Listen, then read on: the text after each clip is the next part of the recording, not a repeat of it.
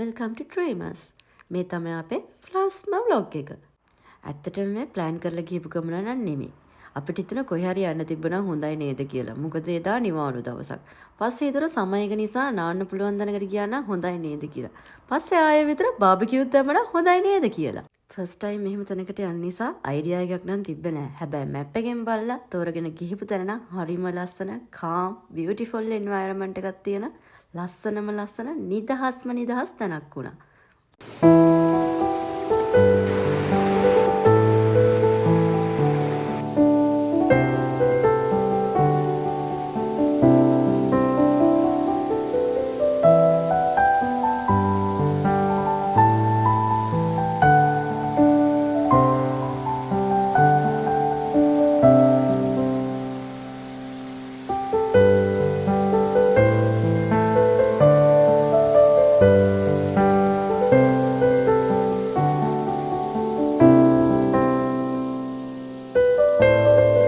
මේ අපේ පළවෙනි බාබකියු එක්ස්පීරියන්ස් එක. මේ වගේ තැනකට ගිහිල්ලා බාබකියු එකක් දාලා කැම්ප් කරලා එන එක මගේ පුංචි හීනයක් වුණා. ඔය ඉන්නේ මගේ හස්බන්ඩ්. එයාගේ නම සනුජ. අර පේන පුංචි දඟයා තමයි මගේ පුතා. එයාගේ නම රේයෝන්. මම නිෂාදි. එහෙනම් අපිත් එක්ක මේ ලස්සන දවස ගෙවන හැටි බලමුකෝ. මම මේ චූටි වීඩියෝස් ගත්තේ මෙමරීස් විදිහට. එතකොට මට YouTube channel එකක් තිබ්බේ නෑ. හැබැයි මට හිතුණා දවසක මෙමරීස් විදිහට මේ හැම දෙයක්ම එකතු වෙන්න YouTube channel එකක් කරා නම් හොඳයි නේද කියලා. අපි එන්න plan කරලා දවල් තමයි මේ ඕන කරන බඩු ටිකත් ගත්තේ. එනකොට home center එකට ගිහිල්ලා barbecue machine එකකුත් අරගෙන මසත් අරගෙන සුපර් මාකට් එකකට ගිහිල්ලා අපි ආවා. මට මතක නෑ මෙතන prices මෙතන camp site එකක්. අපි ජීවත් වෙන්නේ ජපාන් වල ඕසකා සිටි එකේ. බිල්ඩින්ග්ස් මේ වගේ කොළ පාට නම් ගෑවෙන තැන් හරීම පුංචිම ප්‍රමාණයක් වගේ තියෙන්නේ. මේ වගේ තැනකට ගියාම දැනෙන නිදහස කියන්න තේරෙන්නේ නැහැ. වටේම කොළ පාට වතුර සද්ද ඇත්තටම හරිම ෂෝක් තැනක්. දවස ගෙවෙන්නේ උදේ වැඩට යනවා, හවස ගෙදර එනවා, උයනවා, ගෙදර ඉදි රෑ වෙලා වටපිටාව දකින්නේ බිල්ඩින්ග්ස් විතරයි. හැබැයි මේ වගේ තැනකට ගියාම ඒ ස්ට්‍රෙස්, වර්ක් ස්ට්‍රෙස් නැති වෙලාම යනවා. පුදුම තරම් කාම්. ඔයාලා ගෙදරත් ඉන්නවද? වැඩකට උදව් කරන්න කියලා ඇවිල්ලා ඒ වැඩේ එක දෙක කරන පුංචි දඟේ මේ ඉන්නේ අපේ දඟයා. තේරෙන වයසට එනකොට මගේ හිතේ පුංචි හීනයක් තිබ්බා. ඒ තමයි travel කරන්න, camp කරන්න, barbecue දාන්න. ඒ ගමන් මගේ ලයිෆ් පාර්ට්නර්ත් එක්ක ජීවිතේ ලස්සන තැන් කතා කරන ගමන් ලස්සනට ගෙවෙන හවස්වරුවක් ගැන හිතේ පුංචි හීනයක් තිබ්බා. හැබැයි මං හිතුවේ නෑ මේ වගේ ඒක හැබෑ වෙයි කියලා. හරියට නිකන් මගේ හීන ලෝකේ ජීවත් වෙනවා වගේ. හරිම ලස්සන දවසක් නේ.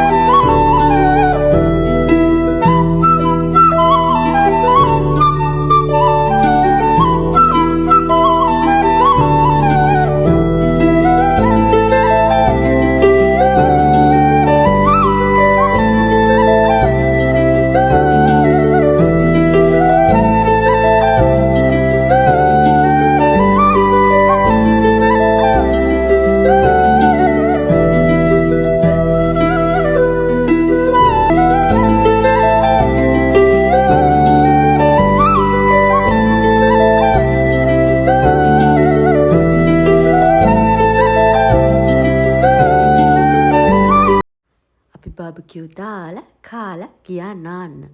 මේ වතුරේ සීතල දැන් මතක් වෙද්දිත් ඇඟ හිරිවැටලා යනවා.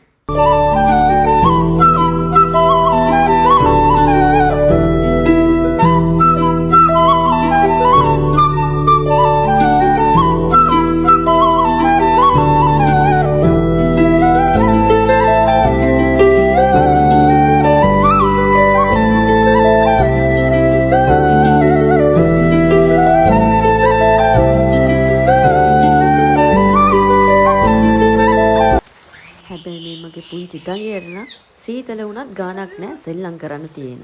ඒ තමයි එයාගේ හැටි.